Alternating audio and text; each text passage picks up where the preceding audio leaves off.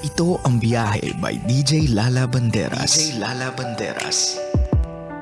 Mahal, it's 11 o'clock in the evening. Ibig sabihin, live na po tayo sa Love Radio Manila Facebook page, as well as dito syempre para sa ating biyahe Sender of the Night. Ito po yung mga sumulat sa ating programa, nagpadala ng kanilang problema over my Facebook page or sa ating biyahe text line na 0917-851-4329. At doon natin kukunin ang ating biyahe ngayong gabi mula sa ating biyahe text line.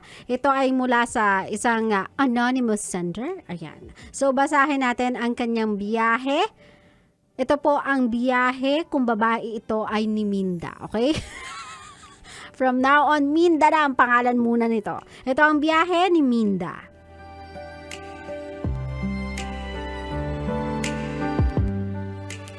Hello po, DJ Lala. Please hide my identity. I just wanna share my story. 3 years kaming mag-BFGF and nag-break po kami before mag-lockdown.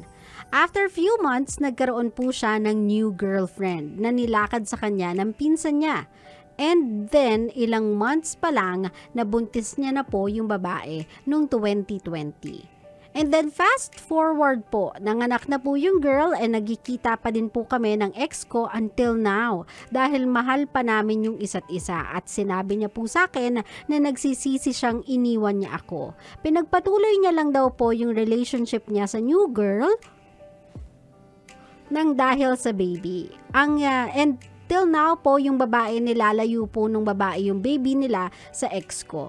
Ang gusto po kasi mangyari ng ex ko is para na lang daw sa baby dahil di niya mahal yung new girl. Paano po ba yung gagawin ko? Mahal pa namin yung isa't isa and paano po yung baby nila? Kasi ang way lang nung new girl para makita nung ex ko yung baby nila is itutuloy nila ang relationship nila. Mahal ko po talaga yung ex ko hanggang ngayon at ako pa din yung gusto ng pamilya niya. Pero sa kanya sinasabi po sa akin pero hindi ko na alam yung gagawin ko. Ano po ba ang gagawin ko?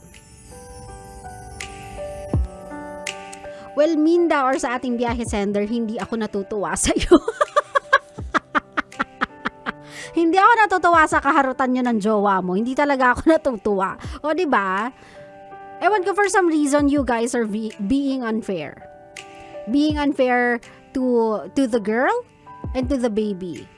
Sa totoo lang at sa magiging practical na lang or objective na lang ako sa iyo, my love. I'm not gonna be subjective. Pero I just want you to know na yung ginawa ninyong mag-ex, kung tatawagin nyo pa rin, uutuin nyo pa yung mga sarili ninyong magtawagan ng ex kahit pa nagkikita pa rin kayo up until now or kahit pa nung meron siyang relationship with someone else, kung ex pa rin yung turing nyo or tawag nyo sa isa't isa, kayo na lang dalawa maglokohan. Well, I just want you to know, straightforward ko na before I become subjective dito sa problema mo na what you guys did is very wrong. Kung ano man yung natatamasan yung hirap ngayon, sa totoo lang, you guys deserve it. Kasi nanakit kayo ng tao nanakit kayo ng individual. O, diba? Tapos ngayon, whether you like it or not, nanira ka na ng pamilya. Kahit pasabihin mo or kahit kumbinsihin mo pa yung sarili mo, pampalubag loob na ikaw yung gusto ng pamilya niya, still, girl, nanira pa rin kayo ng pamilya. And I just wish, nung panahon na break kayo, sana pinanindigan ninyong break kayo. Nung panahon na alam mong meron siyang niligawan at naging sila, sana pinanindigan mo at lumayo ka na. Sana nung nalaman mo na meron siyang anak, buntis na yung girl, nanganak na yung girl, sana lumayo ka na. Ang daming moments nun, my love. 9 months siya nagbuntis, tas nanganak siya. O, diba? Kumbaga, meron yung 1 taon. Ang dami mong chances doon para tumalikod kasi alam mong mali na. Pero hindi, naging selfish kayong dalawa dahil sabi nyo nga, quote-unquote, mahal nyo pa yung isa't isa. O, diba? So, pampalubag loob nyo na lang yan sa sarili ninyo, whatever you wanna say to yourself in order to make you guys sleep at night. Go ahead. Paniwalaan nyo yung sarili nyo dyan sa rasunang ganyan. Pero, what you guys did, what you both did is wrong. And whatever it is na nararamdaman nyo ngayong pain, whatever it is na hirap na nararamdaman nyo ngayong mga panahon na to, I'm so sorry, my love, but you guys deserve it, okay? Now, doon na tayo sa subjective part ng problema mo. Anong gagawin mo sa sitwasyon ninyo? Please spare the kid. Yung awa-awa mo, the kid doesn't need that. Spare the kid from that. Wala kang dapat gawin sa sitwasyon na to kung hindi maghintay na magkaroon ng bayag yung boyfriend mo, my love. I have no better term for it, and I'll be frank and honest. Hintayin mo siyang magkaroon ng balls. Para mag-decide para sa sarili niya at mag-standby sa mga desisyong ginagawa niya sa buhay. Kasi apparently for the past 2 years, sa gitna ng pandemya, for some reason, yung utak ng jowa mo bumaba dyan sa balls niya. Naintindihan mo ko? Kasi biruin mo, dami niya ng tsakang decision eh. Simula nung nagsimula yung lockdown hanggang ngayon, ang dami niya pang maling desisyon. Right now, my love, your hands are tied. It's not your place to decide para dun sa bata kasi wala kang kinalaman sa bata. And if it's the child's concern, ikaw yung sumira ng pamilya niya. So, wag mo nang piliting magpakasanta-santita, magpakaanghel at mangiilam sa isang bagay na wala kang kinalaman with. Now, kung yung babae ay ayaw ipakita yung anak niya dyan sa ex mo, kasalanan ng ex mo. Biruin mo ba naman? Binuntis siya ng ex mo, tas iniwan kasi nakipagbalikan sa'yo. Sino ba naman babae ang matutuwa doon? O diba? Maybe the girl is just trying to stand up for herself. The girl is just trying to move on with her life kasi alam niya, wala nang life para sa kanya at dyan sa partner mo. Kasi ang gusto ng partner mo ay yung gusto niya. O diba? Win-win sa kanya eh. Favorable sa kanya eh. Siya yung makikinabag dun eh. O diba? Magbe-benefit siya sa ganung klaseng sitwasyon eh. Na meron siyang anak and he gets to get the girl na gusto niya, which is ikaw. Win-win para sa kanya. Eh paano naman sa babae sa paligid niya? Hindi niya ba naisip yun? Na makakasakit siya either way. Diba, my love? So, right now, wala kang dapat gawin kung hindi maghintay na mag-decide once and for all yung boyfriend mo. At sabihin mo sa boyfriend mo, huwag siya magalit dun sa babae, sa nanay ng anak niya, kung ilalayo sa kanya yung bata. Kasi, siguro sa dami ng mistakes niya, yun ang isa sa mga tamang gagawin niya. Kasi, apparently, yung jowa mo is not really mature enough to be a father to that child. Maybe one day, magkakaroon siya ng rights. Kung gusto niya ilaban yan sa barangay, go ahead. Kung gusto niya maghabla ng kaso, go ahead. Kasi sa mata ng batas, still, nasa mother pa din ang custody kasi that is a minor. Naintindihan mo ako, my love? Huwag ka nang manghimasok sa problema nila as a family. Huwag kang manghimasok sa problema nila as a father and a mother to a child you have nothing to do with. So, stop. Stop involving yourself dyan sa riot na yan. Now, for your relationship with a boy, kasi hindi pa siya man enough to decide ng tama para sa pamilya niya at para sa sarili niya, sabihin mo sa kanyang ganyan na, let this be the last mistake we'll ever have to fix. Now, dahil mahal kita, sinuong na natin to, nakasira na tayo ng pamilya, o diba na natanggalan na natin ng buong pamilya yung bata, might as well panindigan na natin tong relasyon na to. I just hope na kung ano yung naging rason kung bakit tayo naghiwalay before the lockdown, mapag-usapan na din natin para hindi na siya maulit pa, para maayos na natin yung issue, para mag-learn na tayo from the lessons nitong challenges na hinaharap natin.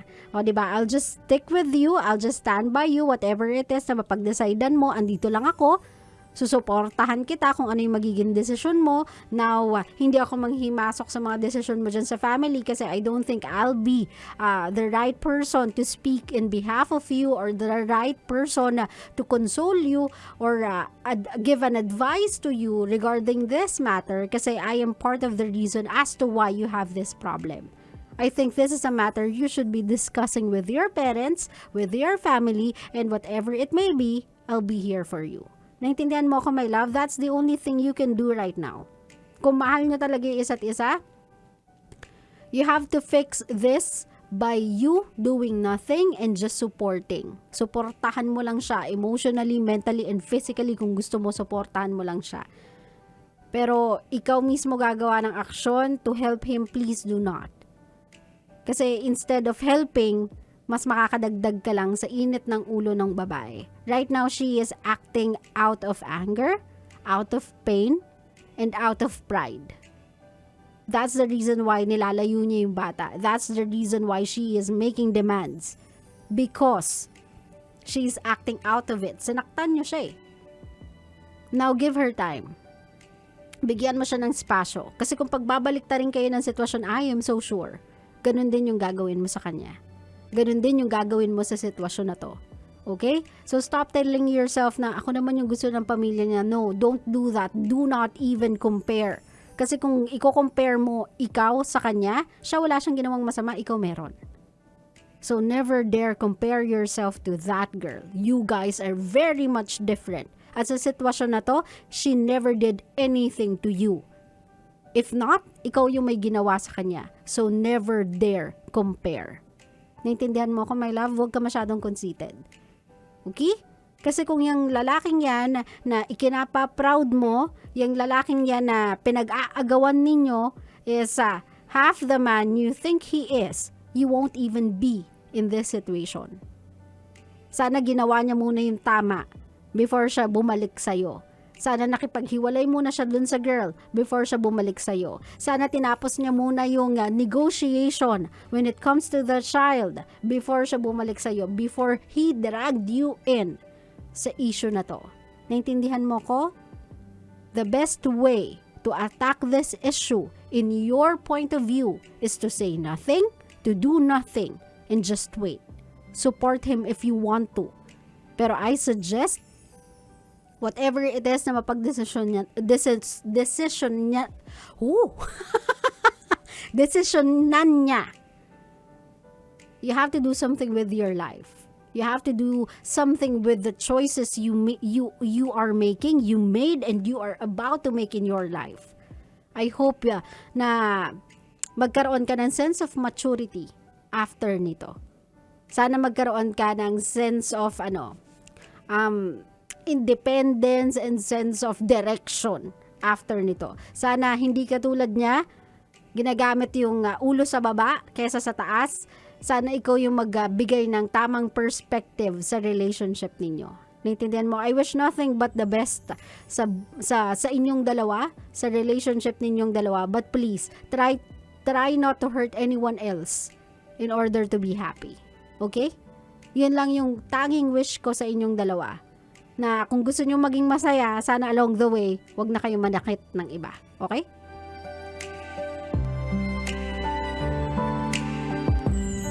Gusto ko kasi yung part na ikinumpare niya pa talaga yung sarili niya. Ako po kasi yung mas gusto ng pamilya. Proud ka pa. Proud ka pa. Proud ka pa na nakasira ka ng pamilya. Proud ka pa na meron kang babaeng inagawan. Proud ka pa na may tinanggalan ka ng nanay at tatay, di ba, na buo. I know you do not mean to be a kabet, but right now, that's what you are. Or that's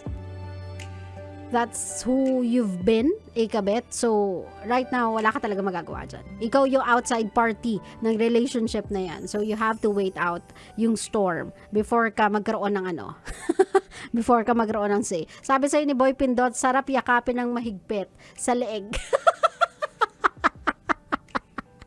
Sabi dito ni Chavenoli, mas nakakabwisit yung lalaki pagkatapos mambuntis, sasabihin hindi mahal. Anong mindset yan? Diba? Sabi ko nga sa inyo, yung nag-iisip para dun sa lalaki, yung yag balls niya, hindi siya eh. Hindi yung utak niya eh. Hindi nagana yung ito. Yung ulo niya sa taas, hindi kasi nagana yon. Dysfunctional.